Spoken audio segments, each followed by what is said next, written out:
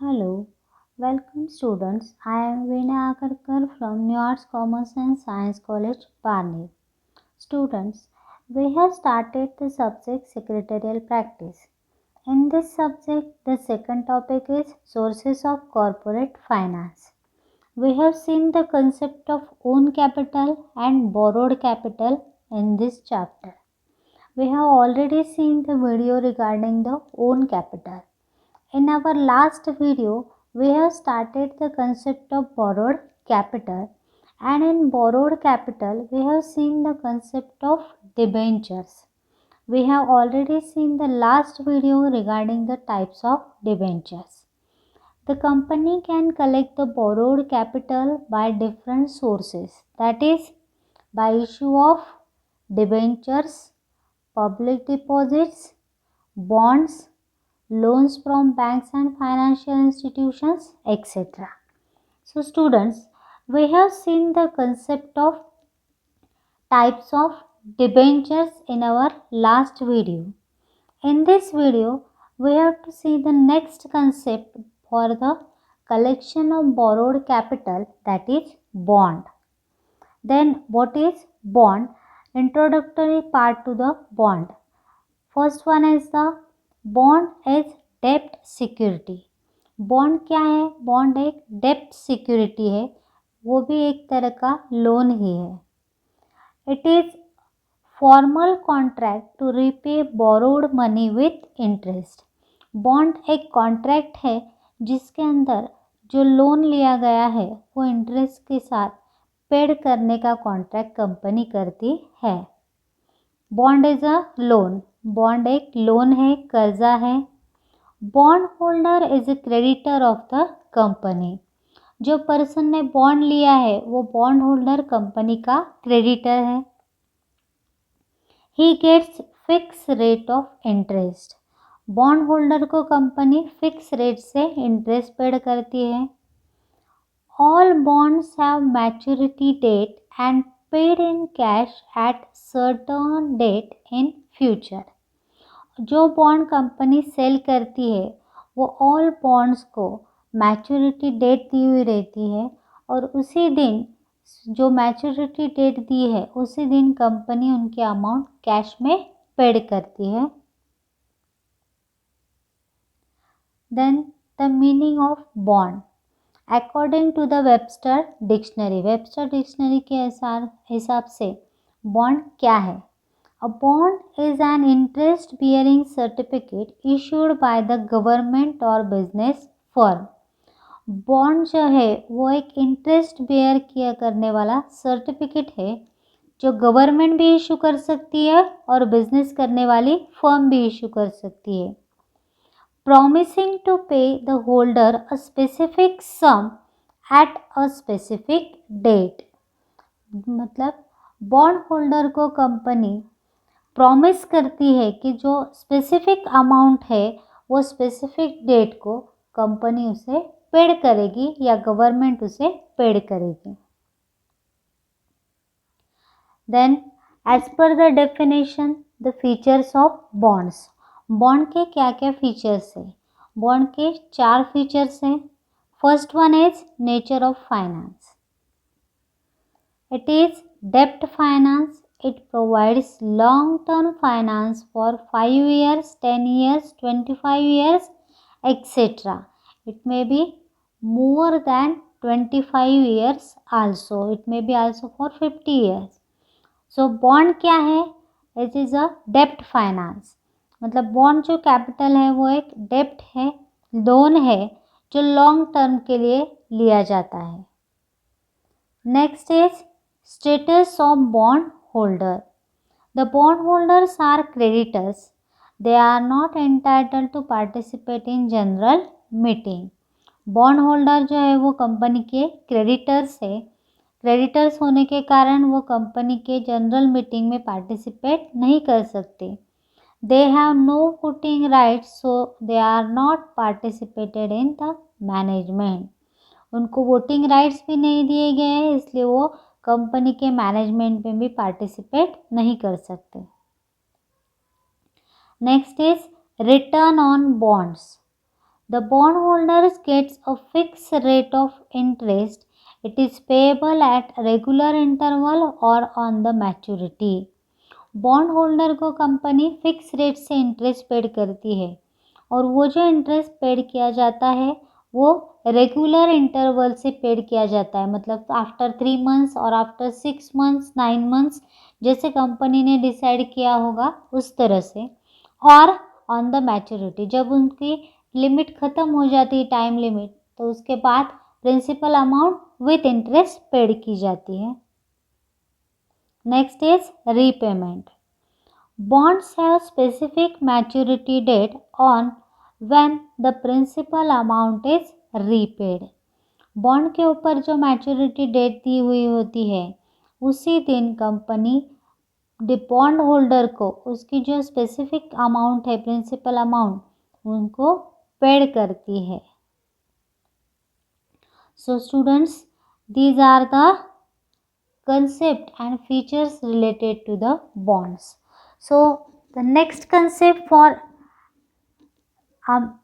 the borrowed capital or for the collection of capital, that is American Depository Receipt ADR and Global Depository Receipt GDR. अब ये ADR और GDR क्या है, इनके बारे में हमें देखना है. In India, the shares of public limited company are listed and traded on various stock exchanges like Bombay Stock Exchange, in short it is called as BSE, and National Stock Exchange, that is NSE.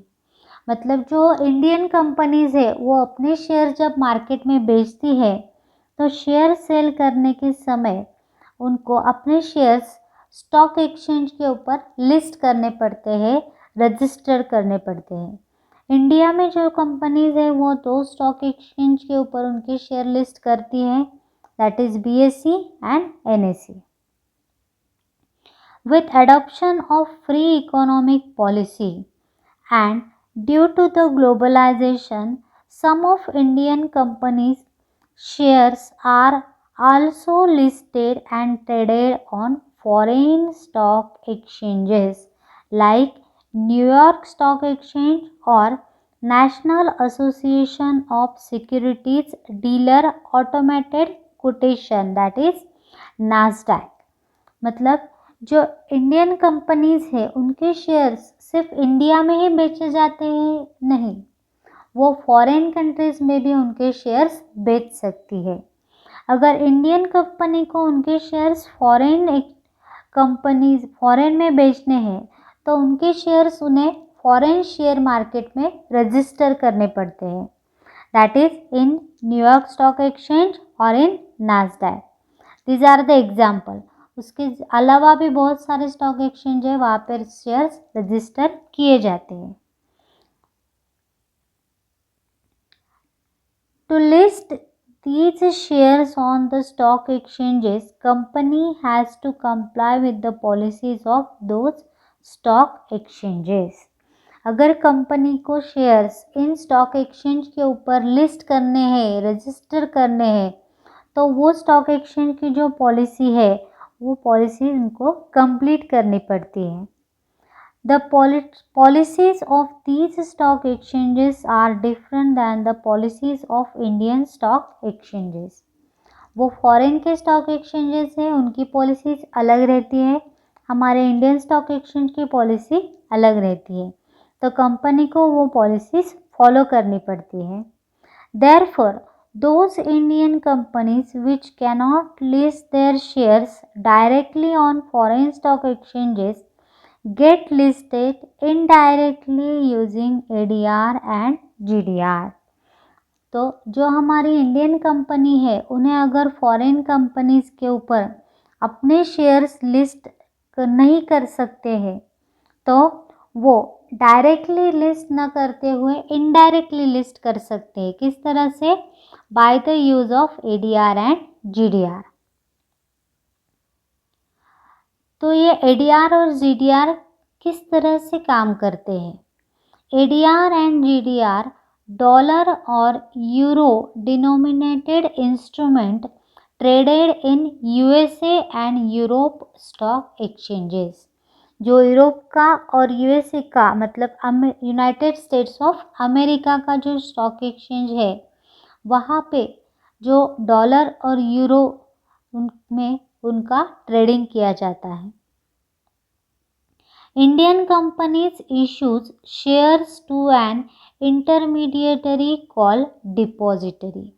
जो Indian companies है उन्हें अगर उनके through shares बेचने हैं तो उसे कहते हैं depository. Bank of New York, Citigroup etcetera act as foreign depository bank. ये फॉरेन डिपॉजिटरी बैंक जो है जो शेयर्स लिस्ट करने में मतलब इंडियन कंपनी के शेयर्स फॉरेन के स्टॉक एक्सचेंज के ऊपर अगर लिस्ट करने हैं तो ये बैंक ऑफ न्यूयॉर्क और सिटी ग्रुप जो है इस तरह के बैंक जो है वो डिपॉजिटरी करके काम करते हैं. This depository bank issues ADR and GDR to investors against these shares. ये जो शेयर्स है वो ADR और GDR के थ्रू डिपॉजिटरी जो है बैंक से वो इशू करते हैं. The ADR और GDR represent fixed number of shares. Actual ये ADR और GDR जो है फिक्स नंबर ऑफ शेयर्स है. The prices fluctuate depending on demand and supply. जिस तरह से शेयर मार्केट में शेयर्स की प्राइस डिमांड एंड सप्लाई के हिसाब से कम ज़्यादा होती है, फ्लक्चुएट होती है, उसी तरह से ADR और GDR की प्राइस भी फ्लक्चुएट होती है. So students, both ADR and GDR are depository receipts, but only difference is the location where they are traded. ADR और GDR दोनों भी डिपॉजिटरी रिसिप्ट्स है, उसमें सिर्फ एक ही डिफरेंस है for the location. That is if the depository receipt is traded in USA, that is United States of America, it is called as American Depository Receipt ADR, and if it is traded in the country other than USA, it's called Global Depository Receipt, that is GDR. मतलब जो depository receipt सिर्फ America के अंदर trading की जाती है उसे ADR कहते हैं, और अमेरिका छोड़कर अदर जो कंट्रीज़ है वहाँ पर जब शेयर्स इशू किए जाते हैं तो वहाँ शेयर्स इशू करने के लिए जो डिपॉजिटरी रिसिप्ट यूज़ की जाती है उसे GDR बोला जाता है, that is global depository receipt. Non resident Indians, that is NRI and foreign nationals can invest their money in India by purchasing ADR and GDR. मतलब जो फॉरेन के लोग हैं और जो इंडिया में नहीं रहते, इंडिया के बाहर रहते पर इंडियन है, उन्हें अगर हमारे भारतीय कंपनी के शेयर्स में इन्वेस्टमेंट करनी है तो ये ADR और GDR के थ्रू वो इन्वेस्टमेंट कर सकते हैं.